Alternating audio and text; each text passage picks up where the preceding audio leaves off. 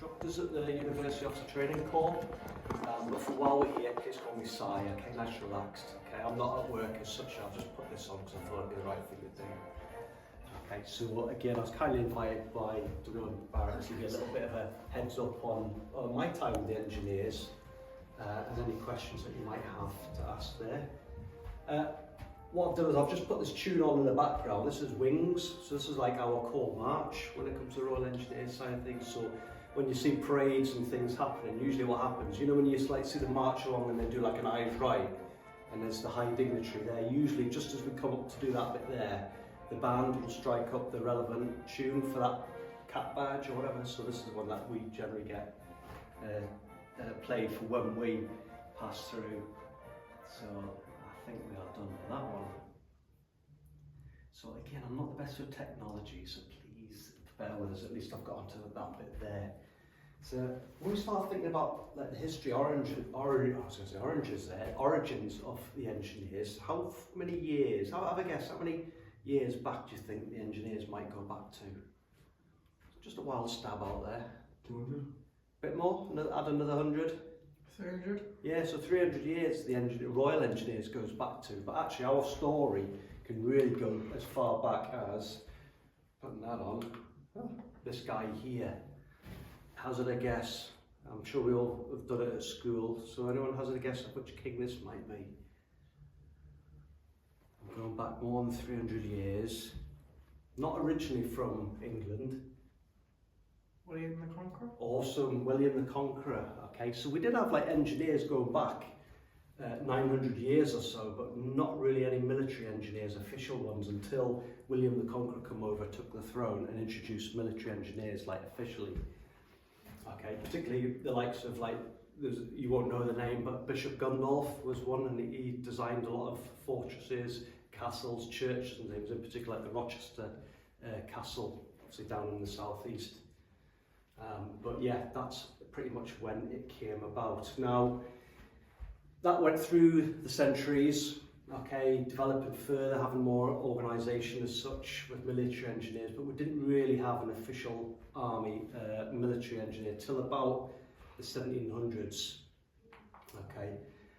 When we started getting into the realms of having like proper groups, government organisations like the Board of Ordnance, as it was, which was like a government body that used to work from out of the Tower of London before it moved. But they officially in the 1700s, early 1700s, around 1716 actually gave the engineers, military engineers, like the royal prefix. So that's when the Royal Engineers came into effect as early as 1716. However, no sappers, no private soldiers as such, it was all officers in those days, up until about 1787, where we again had to we were using like builders and contractors to come in and do all our digging, because who's going to see officers? Officers, you can really see them with a pick and shovel? Really? So again, we used to get all the labour, pay for contractors to come and do all the digging for us, act as our soldiers, until 1787, where we actually took from another unit which was called the Royal Corps of Artificers. You heard of the term artificers? So it's pretty much someone who's skilled in like electrical, electronic, mechanical and other kinds of mechanical engineering. Okay, we took them, or they amalgamated over at the end of the 1780s and pretty much became our sappers, our soldiers as it were. And it was around that time then that we actually were renamed to like the Sappers, Royal Sapper and Mining Corps. Okay, so again, all in the 1700s, and that's where the 300-year bit comes in. It was only a few years ago that we had our like 300-year anniversary as such there. And then it came into the Peninsular War. Now, I never did the Peninsular War in detail at school. Did anyone do that? Or anyone know what kind of wars we're talking? Now, if I mention about like the early 1800s now, 1809, 10, 11, what kind of wars do you think might have been going on around that time? And just have a stab, guys. With the French and the English being a key one. Joaquin Phoenix has played a part, I don't know if he got an Oscar for it, but yeah, the Napoleonic era. And it was around this time that they actually identified the need now to actually have like combat engineers, field engineers, have units of them rather than just having like that one unit of engineers. They realised from that particular period of fighting that they actually needed a handful of units dedicated as field or combat engineers. And it was, and who was Napoleon fighting against? Our guy who's our main leader during Napoleonic times, the Duke of York. Yeah, also Duke of Wellington. Okay, so Arthur Wellesley. It was him who actually granted the authority then to open up a school of engineering, which we've still got today. We've got two of them, the Royal School of Military Engineering, so like RSME for short. We've got one RSME in Chatham, which was a school that was introduced in 1812, and that's still there today. And then we've got the Combat Engineer School, which is down in like Sandhurst area, again down the south. Okay, so that is our main combat engineer school where we do like the military green stuff. Okay, Chatham is now pretty much like artisan stuff. So like a lot of the stuff you see on the in front of you there, you see the artisan trades at the bottom, like painters, carpenters, electricians, all those get trained up in Chatham. So that's what happened then, and it was as little as a year after that the first trainees were off to Spain then and actually fighting against Napoleon. So it was a short turnaround of introducing a school, getting a school up and running in Chatham, and then literally a year later recruits were going out and fighting in Spain as fully trained combat engineers. And all through the 1800s, guys, loads of engineers are involved with so much technology and the introduction of technology into the forces. Anyone has a guess of what this is here? If I start tapping it and signals start coming out. Old school. Like Morse code or something? Yeah, brilliant. Yeah, so like telegraphy it was called then. So yeah, communications using codes and things like Morse code is like one of the more popular ones that we see. So introducing telegraphy into the forces for communication. Photography was another massive one, used a lot in the Crimean War. Okay, so although photography was up and running, it wasn't really used in the military until the engineers introduced it there. What do you reckon these guys are up to here? How's it a guess? Scuba diving. Yeah, so we're getting into diving now. So operational diving was introduced by the Royal Engineers, okay, and it introduced then the submarine miners, because in the early, again, this is all like early 1800s. Okay, so having divers now, we're actually looking after harbour defences, attacking, like we had things like submarine mines and things, but all to do with like harbours, and started taking ownership of a lot of the Royal Navy stuff in the early days. It was up until about the 1905, I think, that this submarine miners department or unit was that big. Eventually we handed it over to the Royal Navy. So again, some good technology again introduced by Royal Engineers.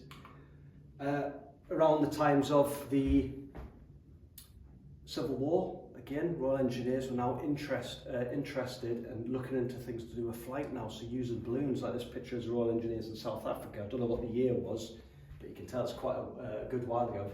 Looking at using balloons for lifting equipment, airships, and other means of like aircraft to start thinking about lifting people and using them in the military side of things. And it went on to things like, I can't remember the full terminology, but like the balloon corps kind of thing, went on to the Royal Army Air Corps. And what do you think came after the Air Corps? Air Force. Air Force, yeah. So again, we like to have that little joke if we've got a little thing going on with the RAF when they start getting a bit snotty and all that. So like, remember where you came from? Royal Engineers. That's where it all stemmed from. And then builders, architects, designers, again, a lot of them were Royal Engineers, going as far as designing the Royal Albert Hall. You won't know this prison so much, but this is the Pentonville prison in London. But again, Royal Engineers were drafted in to design and no doubt maybe even take part in some of the building of them as well. So again, construction, design, surveying, all again initiated into the military through Royal Engineers. Anyone like football? Really, please. I was hoping you'd play it. You don't really watch it though, but football, so what, the FA Cup? Everyone knows about the FA Cup, don't they? I don't know how far it goes back to. 1871, 1872 was the first season, okay, of the FA Cup. In the first 4 years of the FA Cup, the Royal Engineers appeared in it 3 times in the final and eventually won it in 1875. Was that 3 years after Newcastle United were formed? Okay, so we do still have a football team, but not the dizzy heights of where Premiership teams and things are now. But yeah, so Royal Engineers and they were a top football team in the early years of when football was introduced. Again, the same kind of colours that we stick with nowadays. Okay, but again, like most military units, we all just play our matches now, like all into squadron, into regiment, into units, and against maybe against RAF, Navy, depending on what competitions we are, but certainly not getting into the FA Cup era again. Again, back in those days, it was all officers. Again, only officers were allowed to join, but eventually, I don't know what year it was, eventually soldiers were allowed to join. And these were actually the first ones who introduced combination play football. What do you think it might mean about combination play? Do you remember the early days of football at all, where all it was just like everyone hoofing the ball from one end to the other to try and score, and everyone just piling after it, wasn't it, and just hoofing it? So if we start thinking about combination play now, what do you think it might be alluding to? Like passing the ball? Yeah, brilliant. It was Royal Engineers again who introduced combination play. So you imagine what the other team was giving, like what are these guys up to? Dribbling them around, passing it, all that kind of stuff. So something I just like, because I love football, I just like bringing that up there.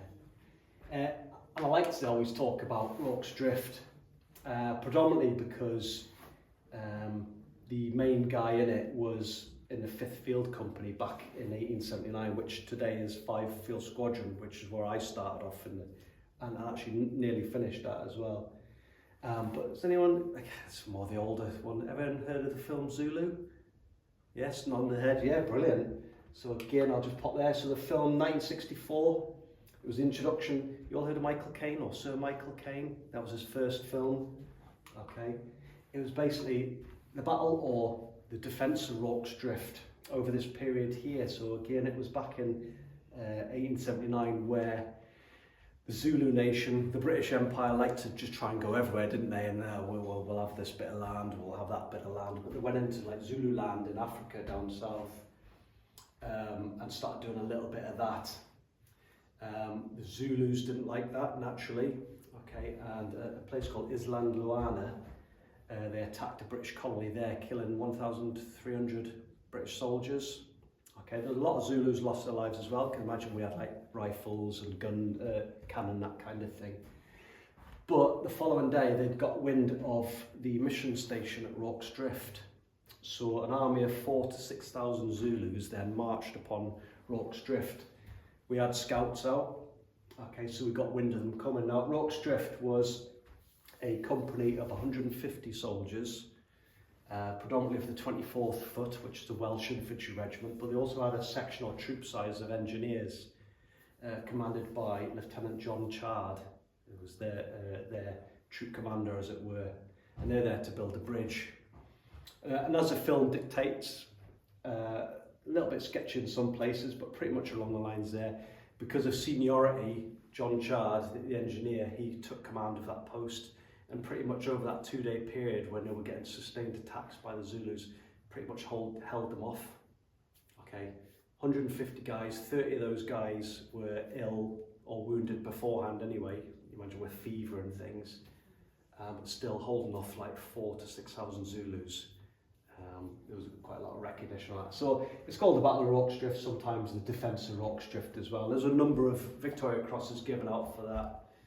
The two commanders, John Chard and the Welsh lieutenant, plus a good handful, I don't know how many there were, in double figures, 12, 13 Victoria Crosses were given out at that particular time as well. So amongst the engineer, many things that have happened. This is just two of the key ones I like. I like the football. And because it was my first unit I went to, John Chard was in 5th Field Company. We used to celebrate that quite a lot. And it went on to the Great War. You can imagine how chaotic that was. Again, a lot of the stuff that the engineers did was tunnelling, mining, opening up communications lines, keeping them going. Railways were big in those days, so again, just constructing them, maintaining them, keeping them up and running was a major effect that they had, a good effect on the Great War. Similar kind of things happened during like the Second World War, which again I'm sure you've seen films of, but the engineers again involved a lot of things that we get involved with nowadays. So mines in the desert, so they were putting minefields in, clearing mines to obviously open up routes to get our guys through and so on. And also the introduction of things like the Churchill Avery, which was the armoured vehicle Royal Engineer, which had in those days that particular bridge on there. So again, we're protected now in there, and then we can go up to a gap and drop a bridge while under relative protection there. So we'll get a lot of movements, things again that engineers were involved with in the Second World War. And it brought us on to like Northern Ireland, where we started getting into a lot of like when we used to have the marches happening on the 12th of July with the Orangemen. You've seen the news with the Orangemen with their orange things on.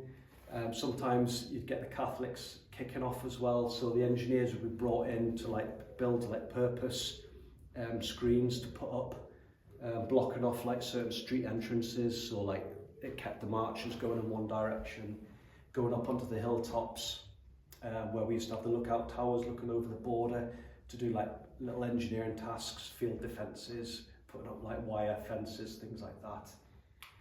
And then more recently, Iraq and Afghanistan, where we're doing a lot of, as you can imagine, a lot of IED stuff coming in. So Royal Engineers are trained up to be searchers, search teams, so they'll go in, they'll search areas, okay, before people go in, because a lot of IEDs are very well hidden, okay. And EOD as well, explosive ordnance disposal. So again, if there was any like ordnance that hadn't been a function blown up, our guys are trained up to go identify exactly what it is and how to dispose of it safely. Okay, and then a lot of like other engineering, basic engineering tasks that we generally have there. Like in these case here, these guys are, looks like they're stripping out what we call a medium girder bridge. These like the ramp units at each end. Now, you can imagine there's a lot of battles that the British Army troops have been in, like infanteers, guards, and all those kind of things. And you might have seen on certain, like, I haven't got any here, certain decorations which will have like things like Waterloo, the Somme, Ypres, and all that. They're what they call the battle honours. Now, we don't have battle honours in the engineers.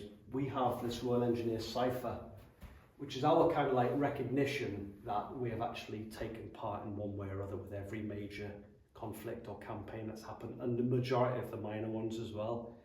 So we have the Latin of Ubique, which is everywhere, and the Latin underneath there, which pretty much says it, where right and glory leads. So it's like everywhere where right and glory lead, and that is like our motto, but it's also our substitute for not having battle honours, because we've literally been in everything. We'd have a huge list of every campaign nigh on in there, so that is our kind of like substitute for it. And so many Victoria Crosses. I don't know the record, I don't know which units have. We have 36, okay, ranging from the very first one, which is 1854 in the Crimean War, all the way up to the last one being in 1945. Okay, so 36 is a good amount to have. We have a lot of like unofficial ones, like taking us up into the 50s, but they're like other people have been parts of other units that may have been attached to the Royal Engineers, working with them, and have earned their Victoria Cross there. But officially by Royal Engineers, we have 36 guys who have earned that. And there's the first few of them that I'd never heard of, particularly these two here. Okay, I've pretty much heard of all the other ones. But ranging from there, and again, all this stuff, guys, you can find on Google, as with anything. So that's who we are, guys. So we're sappers. Okay, so we're not privates, we're not gunners, we're not infantrymen, etc. We are sappers, taken from the sapper, the French sapeur, back in the medieval days, when you used to do trenches to forts and things. We actually dug them in kind of like a zigzag, because it gave us better protection from people firing down on us from like fortresses, castles and things, and they were actually called saps, the name of that trenching thing, so hence the French name of sapeur came in, so then we took that and kept it going. We are the engineering arm of the British Army. We're triple traded, Okay, so we have 3 trades. So a lot of the units will either have the one or they might have a couple, but we're unique because we have 3 trades.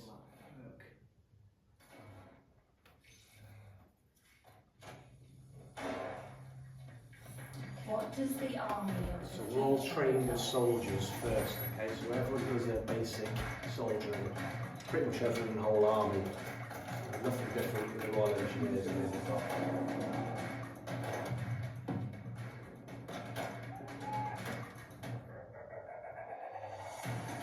Okay, once we've completed that training, we'll then go to Gibraltar Barracks. Everyone who's going to be an engineer will go to Gibraltar Barracks and they'll do combat engineer training. So everyone's got that basic knowledge, what we call a class 3 combat engineer.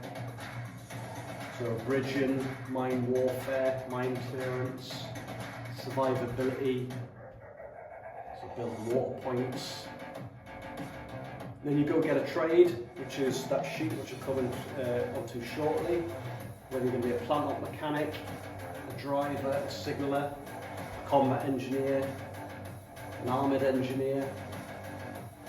Go down the geographic route, so go into the maps and surveys. So everyone will get that, so they're a soldier, and they're a tradesperson, and a combat engineer.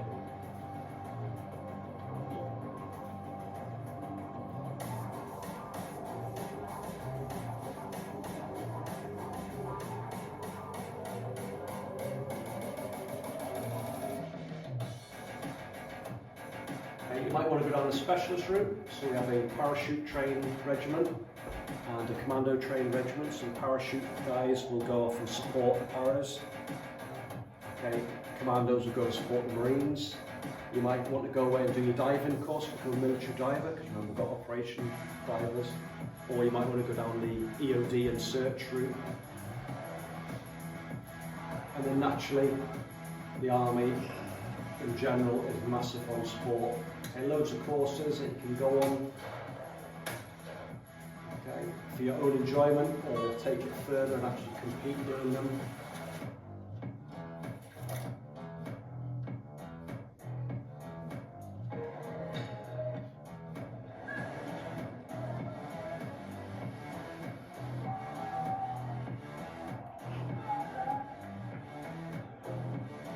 That's your MGB, small bridge there.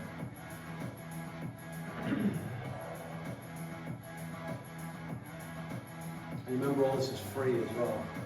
Okay, going away places, doing all this for free. And the last bit there just talks about the Sattler family, and I shouldn't say just, it's supported me a lot when we go away on tours and things. You have a rear party that stays back and organises events to keep families, partners, children entertained as such. We've got the Royal Engineers Association, which all around the country, so people who have served before go to their meetings and have events and go to, so even after their service, they still keep together. So whether you're serving or afterwards, there's a large family. So that's just a bit of an insight there, guys, into that. Okay, that's what you've got in front of you, guys. So if you're looking through there, so what I was saying there, we probably have to keep looking up on here, because I do not have a pointer to hand. So we'll leave it there. So your trade, so as I said there, everyone will go and do your basic soldier, and everyone then go to Gibraltar Barracks and do your combat engineer training, okay, about 10 weeks or so for the bridging, survivability, mine warfare, demolitions, all great stuff. And then you'll go on to then what your trades, secondary trade will be. Okay, your secondary trade can be any one of these top ones here. Okay, so CMT we call it, so construction materials technician, a draftsman, a surveyor. Okay, another form of draftsman there. Okay, you could be a plumber, a fitter, an electrician. Okay, and then I jump on the bottom one here, you could be a plant operator mechanic. Okay, so like diggers, bulldozers, that kind of thing. And then you get these other trades, bricklayer and concreter, fabricator, welder, carpenter, joiner, building and structural finisher, posh painter I call it basically, that's what I was.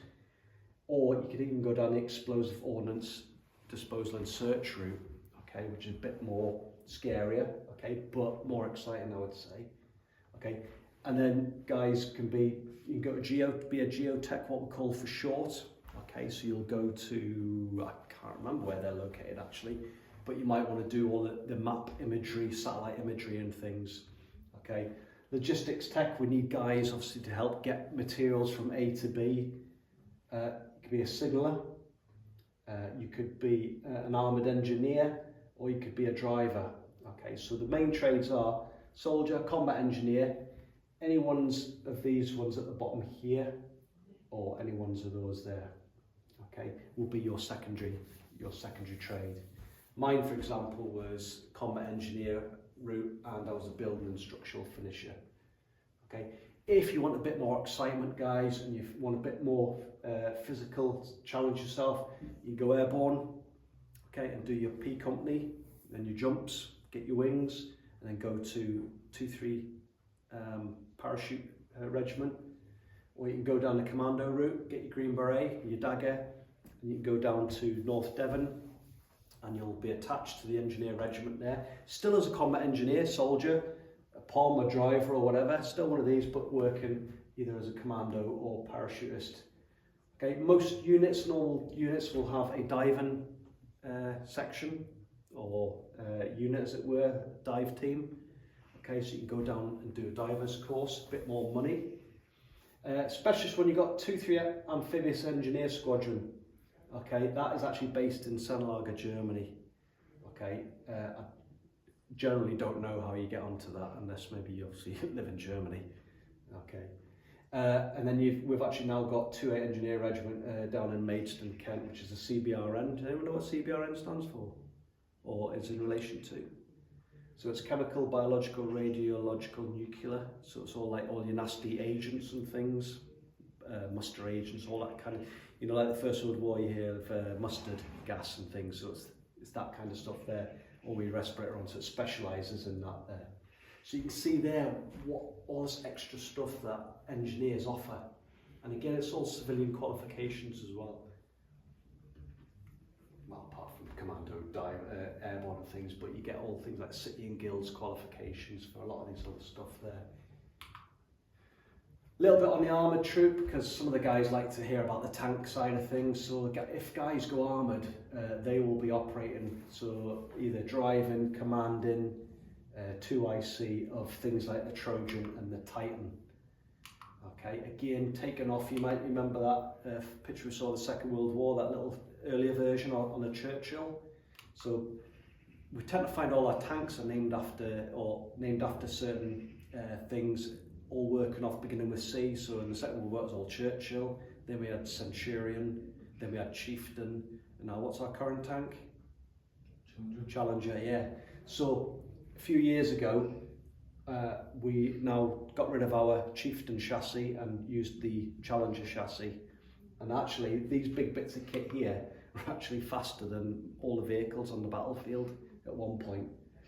Okay, so we've got our Trojan there, has a full width mine plough, so it'll plough a full width of 8 metres to get our widest vehicle through minefields. You can take off that bit there and have a track width one, which just does like 2 tracks. Okay, it comes with a fascine. What do you think the fascines could be used for? Have a look at it, it's like a bunch of pipes all stuck together. Think about obstacle crossing. Bridges? Not bridges, because we do have the Trojan for that, but it is going to do the same kind of thing. So yeah, you could drop it in, say, maybe a ditch. Okay, so we put 1 or 2 of them in over a ditch, and then we could drive straight over the top. Okay, holes in there to allow running water through. And it's got a big kind of like digger arm, I'll just call it, like obviously like a pincer there, so it can move it there. In this case, it's got a big trailer on the back to carry stuff as well. So that's our Trojan, and that's one of our bridges. Okay, again, Challenger chassis, number 10 bridge, 26 metres long, so it kind of like opens up in a big like scissor action. We do have another variant of 2 bridges that sit on top of each other that go on top there, but again, that goes and gets us over obstacles such as, like, say, gaps, larger gaps that a fascine might not be able to do there. But again, very fast on the battlefield. This is what we call our Swiss Army knife vehicle. It's a Terrier, introduced just a few years ago. Pretty much does a lot of things.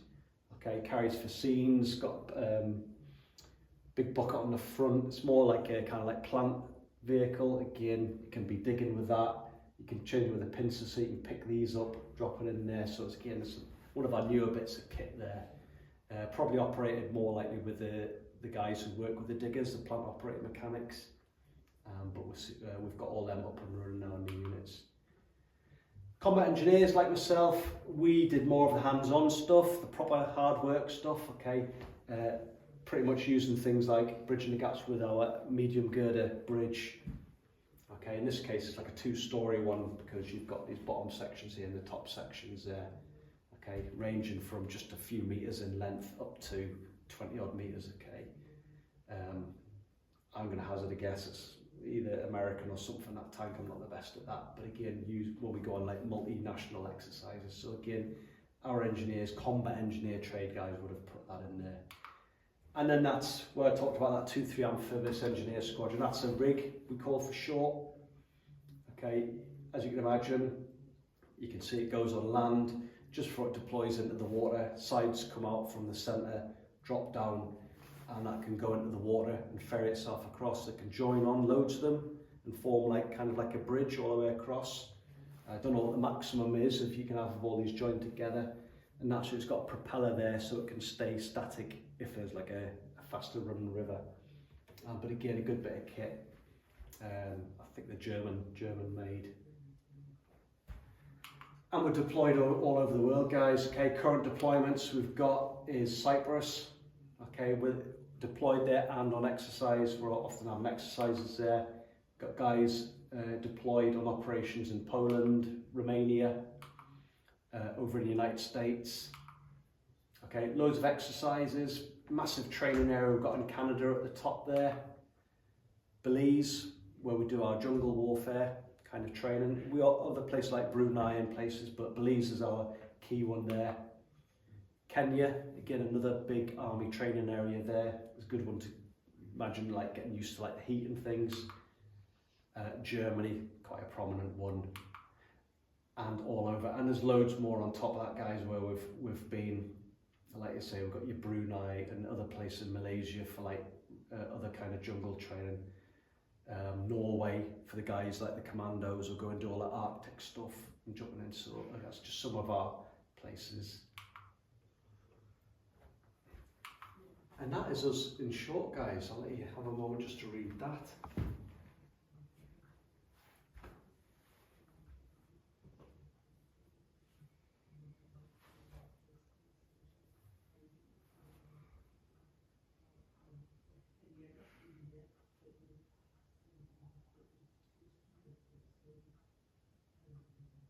So you see, guys, a lot of our kind of thing, a lot of people would argue, like, we say we're like first in, last out. It certainly was back in the older times where it's like first in to clear minefields, and then we're the last ones out because we're the ones then fixing everything, clearing minefields for the population again. Humanitarian aids, where they're putting like infrastructure in place. So we would argue that we're always like first in, last out. And as it says there, okay, wherever we are, because we're pretty much everywhere, we've got the skills and everything. You can see all the trades that we've got there to match any challenge we'd like to say. And we're always learning, every cap badge is learning from what we're throwing out, forgetting anything like new. Good examples are things like IEDs in Iraq, Afghanistan, where every time they come up with something new, we would learn how to counter that. And the sad thing is that they would learn what our drills were and counter that, but we're always learning all the time. But I would say we are a match for any challenge that they put out there. Well, I've been pretty much doing this since I was born. My dad was in the engineers when I was born, and then joined at 16 when we used to have a junior leaders regiment down in Dover, which then shut down in 91. Harrogate Academy is still up and running as far as I'm aware, so that's probably the closest thing you have to like people joining as young as 16. And then I went to Gibraltar Barracks, did my combat engineer training there. Even then, I got a month in Gibraltar out of it, just doing little construction tasks, because we're in like a holding troop. So even then when I'm in training, I got 4 weeks free in Gibraltar, sunning up and doing little engineering things. Went to Germany when I was 17 for a couple of years. Went to Canada for the first time when I was out there on exercise. Weird temperature out there. It was like red hot one day and it was snowing the next day. Been there quite a few times. Then the squadron moved to Tidworth and then I moved to Chatham. No, I didn't. I went to Chepstow because we used to have, the engineers had a junior leader regiment in Dover. So we did like a year of training. So basic training, but it was for a year. And then we did like basic engineer stuff. And we had another boys kind of like regiment in Chepstow. And they went there for 2 years and they did like their basic soldiering. But they actually did their trade there, you know, like all the painters and chippies. So during that 2 years, so we came out as trained soldiers with a bit of engineering experience. They came out as trained soldiers, but already had their second trade already. And then we all went to Gibraltar Barracks for like 10, 12 weeks and learned, like say, boat skills, bridging, demolitions, blowing things up, clearing mines, putting water towers in so people can like, you can like draw water from dirty streams and ponds and things and make it all good to drink. And then went to sorry, that was a Germany bit for a couple of years. Trade, get it back online. I went to Chatham for course support for 4 years. So naturally, when you go on courses, you need people like as demo troops to do certain drills and things. So I was there doing things like that. Wasn't the best. But again, went skiing a couple of times for free, skydiving, did my a week's sub-aqua course, did my FA junior management football course, did my army boat operator course for 4 weeks. So come out and learn how to drive rigid raiders. I don't know, was there a picture on, there's a little bit of that on the video, of the guys on a boat winging around. And this is all when I was like 20, up to 21. I went up to Ripon, went to an air mobile unit, went first time up in a helicopter, abseiled out of it, because that was part of the job. So learned how to rig up loads to be lifted up by helicopters, so it was a bit of a special unit there. Went to Germany, went to Iraq there a couple of times, 3 times actually. Loads more Canada exercises, probably did some more courses there. Combat Engineer School as a Troop Staff Sergeant, looking after 48 students now, going through their combat engineer training. So instructing them for their 10, 12 weeks. Tidworth, back to 5 Squadron where I started with, Afghanistan, we did a talisman role, so learning how, so we went away now to search. So the guys would learn how to search and look for IEDs. Some of our guys were then getting trained up in little robots with tracks to like plant explosives next to any IEDs that are found and blow them up, so that was exciting. And then I finished off my last 2 years as a reserve squadron, QMSI. Off to 103, which is our engineer squadron, just up Heaton, Debden Gardens way on the coast road for 5 years. And then for the last 2 years, or coming up 3 years, has been at the OTC. Doesn't stop there, all the training, Skillet Arms course, BCD instructors course, went on the skiing course in January, failed it, it was good. No, I didn't fail it, I deferred, so I didn't pass, but I didn't fail. I can go back and try again. And I've still got 4 years left if I want, doing all engineer stuff. So just turned 50 a few months ago, and I would say I've been a Royal Engineer since I was born, doing this. And I would do it all again, but maybe I might try that course, I might try that course. But there's so many different things there, you can see all the extra stuff there. Everyone does soldiering, but no one does all that kind of stuff on there as well. And the opportunity, if you want to do a little bit more, challenge yourself, parachute, commando course, diver, EOD search, to make it a bit more exciting.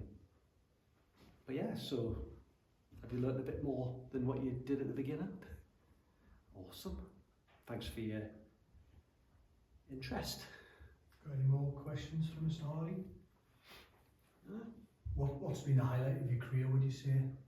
The highlight of my career, I wanted to be, when I joined, my mentor, I was given a mentor when I went to Germany. Bear in mind, I was 17 and a half, and Germany in those days was like these are the big boys.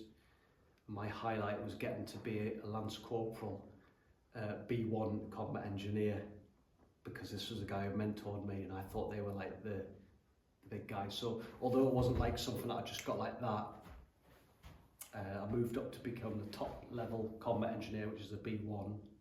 So you're doing like the same thing as your B3, but you do a bit more teaching to your peers as well. And then getting my first Lance Corporal tape just before Christmas leave, on the day we went on Christmas leave.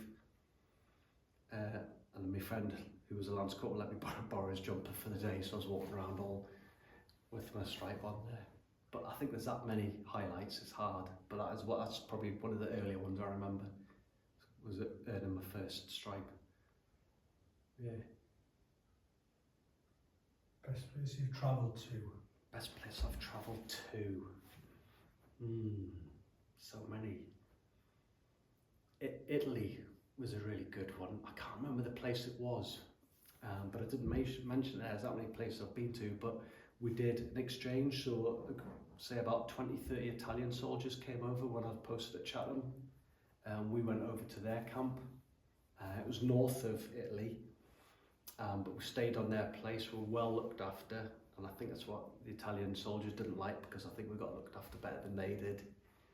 But we went up into the mountains with a mountain troop and spent a night overnight up there, so it was hard work, grafting, getting up the hills, but with a mountain troop.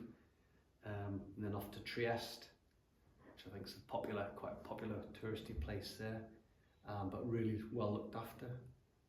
So that was a one-off. It's the only time I've ever been to Italy. Never been on holiday, I've never thought of it, but at least I got 2 weeks free with the army, amongst many other places. Yeah. Adventure training, like I said there, I've done parachute, I've jumped out of a plane 24 times now, loads of skiing, subaqua, as I said there, mountain biking in the Rockies, walking in the Rockies, climbing in the Rockies, ice climbing in the Colombian ice fields there, kayaking. There's probably loads more that I've forgotten. Not spent a penny of my own money to do that, apart from going out and enjoying looking around Canada and Lake Louise, which apparently is a massive place that people like to go. Banff, all those places that cost thousands getting there. Not me. Trekking. You say horse riding, people give it like, oh, just like that, but no. Get given a horse, you learn how to saddle it up, clean it, feed it. And it's like, right, get your kit, we're off out on the mountain for a week. Off you go, no training of how to ride, it's just on you go. I think you do nowadays. But so much I've done. And I can't get my girls interested. Got twin girls, trying to get them in, they're like, no thanks Dad. You've dragged us around enough. Learned to drive a truck. Done my EOD operators course, so like ID clearance and things. Had a shot at the commando course, I blame it on doing it too old. Yeah, loads. And I left school with 1 GCSE in woodwork, probably because I didn't really go the last year, but I think I was a good pupil. Until the last couple of years where I thought, I'm not walking all the way up from Ovingdon up the hill every time I missed the bus, so I'm not going. So left with 1 GCSE, which I'm not saying is a way forward, because I'd love to go back now and nail them all. But I did come out with my level 2, is it key skills, level 2 and things now. So many free qualifications now, which again would cost thousands out if I wanted it in Civvy Street. I got level 6 qualifications through the army, and again all free pretty much. So again, sticking with what you're doing, but whilst you're in the military, if you go down if there's any courses there, get on them, because they just line them all up in your back pocket. Out of all of the challenges you faced, which one would your 17-year-old self look back at and say, you'd never have done that? Never do it again, or? Would never have managed to do that, you'd never faced up to it. the commando course. That's something I wish I'd done when I was 17, to be honest. But I think it was that era then when it was quite a popular thing to do. They try and get you straight out of training to do that, and the guys weren't really built for that. But they were going through it and things. But that's probably one. Yeah. And there's so many other things I wish I'd done. With the engineers, you can go down the Clerk of Works route. So there's in Chilwell, Nottingham, we've got the specialist team engineers there. So we've got 4 works groups there. Within them, we've got a handful of specialist RE teams, Royal Engineer teams, and they concentrate on large construction works, disaster, flood relief, all that kind of stuff around the world. I'm sure over the last couple of years, when you see like around winter time, we see in Cumbria a lot of the flooding, bridges have been lost and things. So Chilwell is a place where the guys get trained up for specialist tasks like that, and will go across the world to do disaster relief. Look at the doing recce's and areas. Get right, we can build that there now to replace the bridge that's been washed away. That's something which I thought was, although it's like a 2-year course. I think you get to travel to some nice places where you'd never think of going, and be satisfied with your work. You've helped folks. Nothing more satisfying than going somewhere and seeing the change that you've done. Which you sometimes often hear people talk about Iraq, Afghanistan. You say, what changes have you noticed? You're like, none really. You do see some, but when you come back, you're like, I don't really see anything. Why were we there? But the guys at Chilwell go Clerk of Works and things, they go and they physically go there and there's nothing there, and they come and there's a school just appeared there with all infrastructure around it, and that would be satisfying. So that's something I sometimes think if I went back again, I would do them 2 years. That's down at Chatham, but you would be posted at Chilwell, Nottingham for that. I should say this, we call them cone heads, because they're like really clever. So we just think they've got like the old cone head there. Very clever people there. Not all of them. But yeah, sports. You get guys, rugby's a big one. I say that just as an example, where you see guys who play rugby to a good level, then they're playing for like civilian teams, you see them playing for the country. Some of the engineer units used to be quite big, so if you're a good skier, once upon a time you'd go to 2-8, which was in Germany. If you're a good footballer, you would go somewhere. So they might still do that if you excel in any kind of sports. Some units do have a particular place where they like to keep them all. If you like your phys again, PTIs, physical training instructors, every unit will have physical training instructors. So you might get trained up at that and then work in the gym for a year or two, or I don't know how long they do, 6 months, maybe a year, and you're there thrashing people. Get out, 10 press-ups, not good enough, do another 10. No. But again, if you like the physical side of things, and you're learning from that as well, it's something you'll get a civilian qualification. Personal trainers, a lot of people get out and like make up their own companies, boot camps, things. So much out there, and it's all on Google. I found these on Google, and then printing them off at work. The videos on there, that's from 2022. It's the latest one I could find, but there's other things on there, so it's all on Google. So much the engineers do. I can't put it all on there, but I do like the FA Cup one and the Rocks Drift story. You're not very quiet, I'm sure you don't have any questions. No? So one question I'll ask is then, could you tell us a little bit about your civilian job that you do now? And do you think that the Army, your experience in the Army, has contributed to the job you do, and if so, how?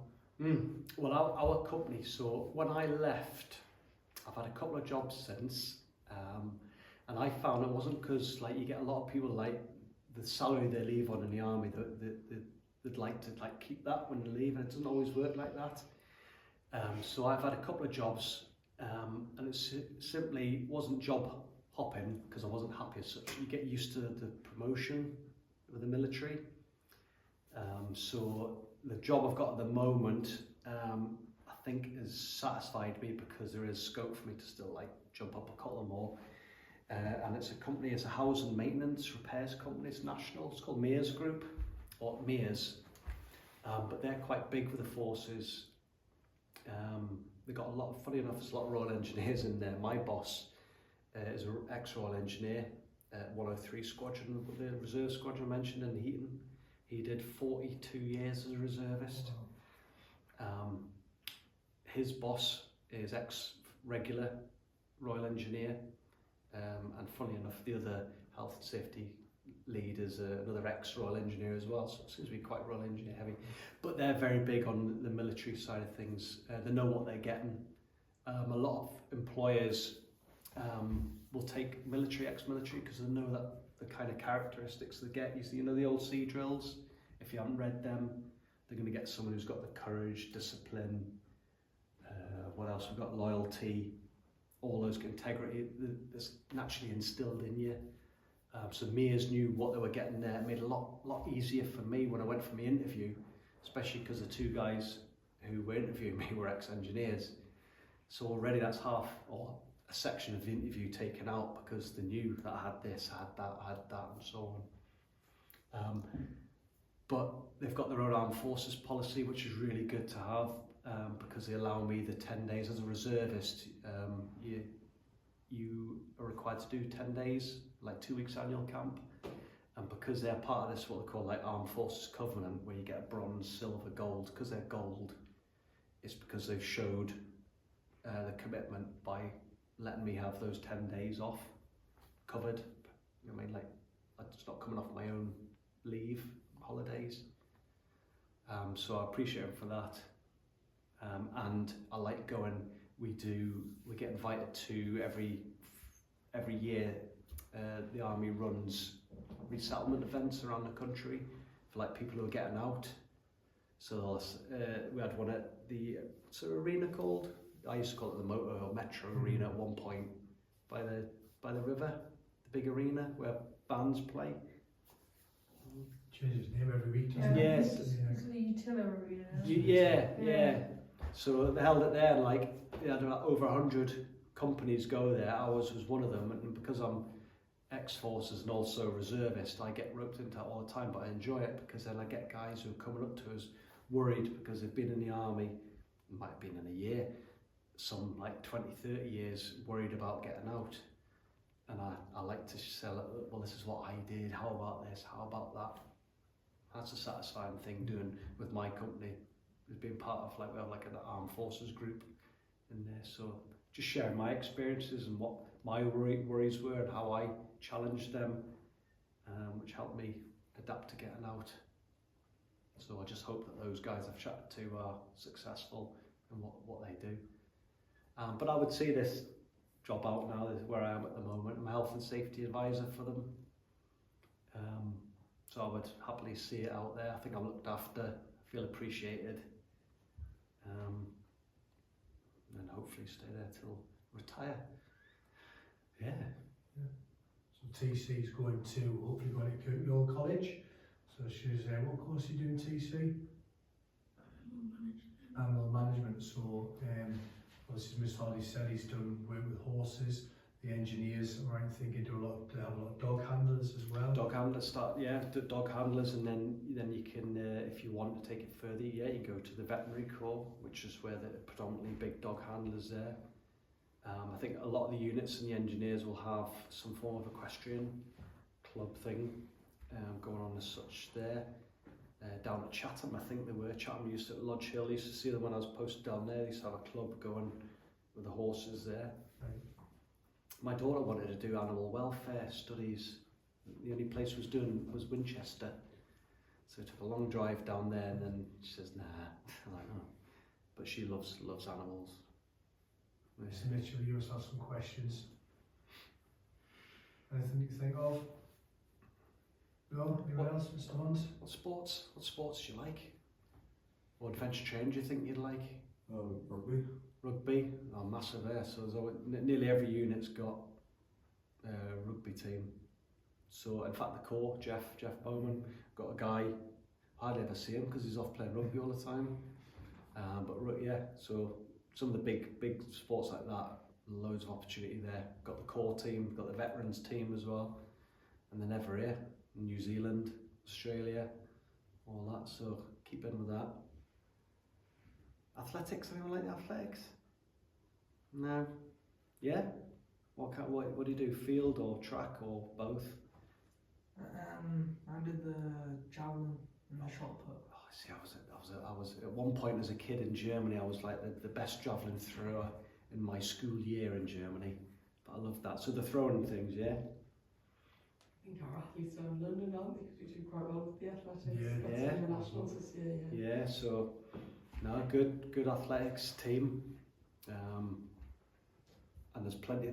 The facilities are next to none, and again they're all free. Do you know what I mean? You've got gyms there, you've got pools. A lot of places have pools. When I was waiting to go on my ski instructor's course last year, November, down in Aldershot, there's a huge gym for everyone, the whole garrison, and all the guys were going in, all the civilians were going in and paying and this, that, and the other. And I just went, I'm just wondering, I'm down here for the night. I'm in the forces doing that, and they went, yeah, not a problem, just sign this, whatever, give me a cut. I had my membership now for the big garrison gym in Aldershot, using all the facilities, pools and all that for free. So again, a lot of the places have that in the garrisons. Daughters learn to swim in these places, and so many holidays from being in Germany, in Hanover, right next to the airport.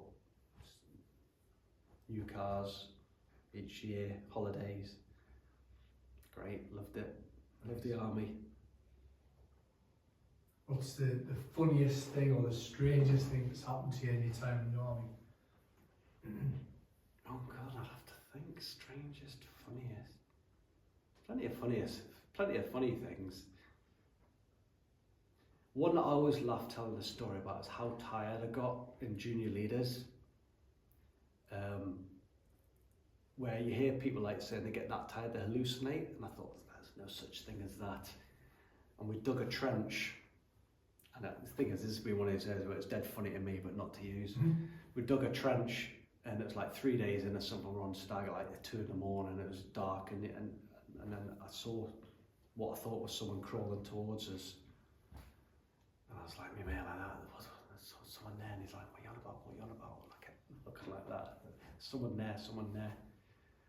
And I swore, when I looked around like that, I swore that there was a guy's face like that close to us, had crawled right up there, and I just dropped into the bottom of the trench in a right state, and my mate's like looking down, and he's like, what the hell is wrong with you?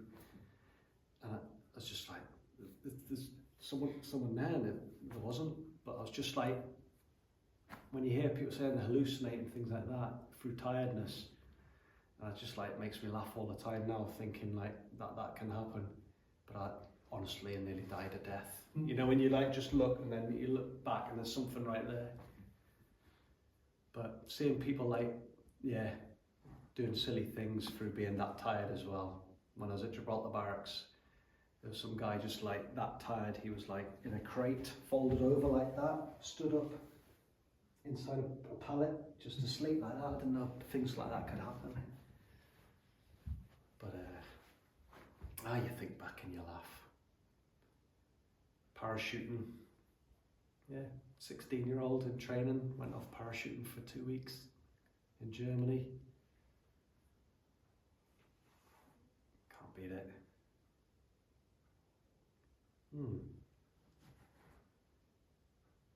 So many courses.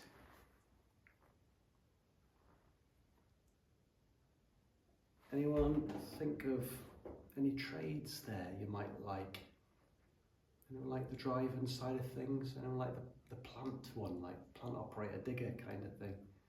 Don't get too wrapped up in this bits here where it talks about a minimum of this qualification, that qualification, because usually, if I remember rightly, at Gibraltar Barracks, as soon as you go in there, the development team look at what grades you've got at school, and then you can do a little bit of maths, numeracy, literacy when you're there. So don't worry too much like, oh, I haven't got that. But is there anything that takes your fancy, like say, like any particular trades there, or the armoured troop driving the big Challenger chassis with a great big number 10 bridge on top of you, because it is literally right there. It's good when it's raining because it keeps the rain off you. Are there more skills and jobs there than you expected there to be? Because bear in mind this is kind of one branch, if you like, of the army. Yeah. So if you times that by however many more, does that give you a broader range of opportunity than you thought there would have been? Yeah. And obviously, all of these, the majority of them, you can do as a civvy as well. So, like things like carpenter, logistics, geographic, to fair, any of them you can do both in and outside the army. Yeah, I came out, so my trade now would have been the building structural finisher. When I first started, it was called a painter and finisher. Now a lot of people think like, oh, painter, anyone can paint, but it's a lot more specialised. You know what I mean? Certain paints that you use, spray painting, but we didn't choose that because it's a finisher as well. We learned to dry line walls, dry line ceilings, plaster, skim, joint, wall tile, floor tile, all those kind of things. Yeah, and then it moved on to a building structural finisher where it just got a little bit more specialised even on top of that. But yeah, coming out with level 3 City and Guild certificates in this, that and the other for doing that. And I guess from a civilian point of view, they're still very, very hard to get into. There's not that many apprenticeships around. And they're very tricky to get, and to get a good apprenticeship is very tricky to do. So this is like another way in, isn't it, to doing those things, to opening up those opportunities. We often say in the army, not just the engineers, is when you join, you should be planning also for when you're leaving as well, which no one really thinks that, especially for like an 18-year-old joining the army. You think, oh, I'm not leaving for 20 years, if you want to do a full career. But I do try and encourage, once you join, if there's any courses, just get them on there, because then you've got them in your CV, your bank, as it were. But yeah. There's loads of other, as soon as you do your combat engineer course, you've got like a level 2 in like disaster relief, something or other, do you know what I mean? So even just that first combat engineer class 3 that everyone does, you get a couple of level 2 City and Guilds just for that, because you're learning about water supply, bridging, concreting tasks, hand tools, power tools, all the kind of stuff that you might use abroad if you're ever trying to help out in disaster zones and things, even as a civilian. So it's always little things where you might just pip it. My dad always said, because he was in the engineers, he says if you've got this qual and someone else hasn't, and you're both going for a job, you might just get it because you've got that level 2, level 3 certificate in that. That's one way of seeing it, looking at it. Was there anybody who's quite hands-on or likes fixing things, repairing things? Yeah, so one of the things as well is it's different now. You guys are at school to when I was at school, so things like metalwork, woodwork, electronics were all part of the syllabus and they were compulsory. You did them, whereas now I don't think they're compulsory for you at school, are they? So my personal opinion, it's purely my personal opinion, is we're going to have a generation of people. I could put up a shelf, I can wire a plug, but you guys necessarily won't know how to. And I think that's really sad. You know, it's great being able to do maths and be fantastic English and learn languages, but if you have to pay an electrician a fortune just because you don't know how to put a new plug on your toaster, yeah. Whereas things like these sort of skills that WO2 Hardy has through his experience in the engineers, obviously he's learned all those things. You know, and they're things that you get to do. They're not usually as quiet, but they're never as quiet for me. No. I think it's because the 5 noise. The noise. Have you got the noisy ones who aren't here? Way, yes. I can say that because one of them's my daughter, so I can call them that. Yeah. So what did you think prior to this then, Mr. Hunt? What was your opinion? What did you think the engineers? Did you know anything about the engineers? Did you have an opinion on what they did? I already knew a decent bit of it because my dad is. Oh, there you go. Okay. Oh, right, nice. So what did your dad do in the engineers? I can't remember what he did. Okay. Okay. What about yourself? What did you know anything about engineers? Did you have an idea what they did? No, I know a little bit about civil engineers because my dad is one. Okay. But nothing about the royal engineers. Right. So yourself? Yeah, I knew a bit about the Royal Engineers because my granddad was a WO2 in the army. Okay. Nice. TC, what did you think engineers were, the Royal Engineers, prior to WO2 Hardy coming in? Did you know much about them? No? Okay. Right, so any more questions then before we finish? They're quite severe. I bet you'll have some when Miss Holly leaves, won't you? You'll think of something. So just like Matt, Si, thank you very much. Yeah, Massive thank you to anytime WO2 if you Hardy. want to come back again, if you've got others as well, no, I'd like to. Yeah, that's been enough. So it just gives you guys the idea is, you know, those that want to join the military, it gives you an idea about what the Royal Engineers are about, but it also as well, as part of our syllabus, what do we need to do?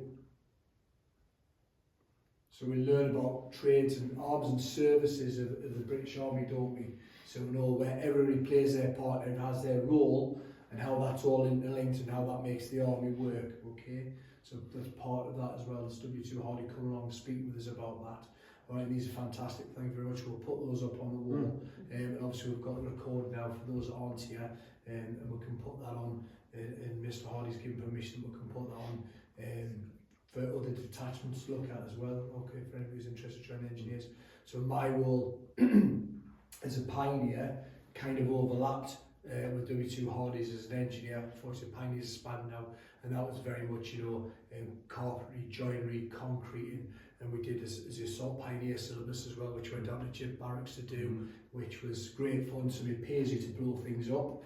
So you get a load of plastic explosives, and they teach how to use them safely. And then what you do is at the end of 2 weeks, every chip's in a couple of pounds. They go to the local scrapyard, they get an old car, and you basically see how far you can blow up in the air. Or you've got some plastic explosives, it's like paper, and you cut out your initials, and you try and put your initials on the bonnet, blowing holes in. So it's, but you know, it's really good being the skills that WO2 Hardy has, like you said, that you can go and help. So the infantry is great if you're interested in the infantry. The engineers, I would always a little bit more constructive because you get to go away and do things. You might have, you know, making potable water, so you can go to a pond that's full of stagnant water, and you can purify that water, and you can make that to the people of that village have something to drink. It's a very rewarding role to be in, and it's a really good and rewarding role to be able to go to other countries and help people. Okay, so thank you very much, and sure you got no questions? So if we could please give WO2 Hardy a round of applause.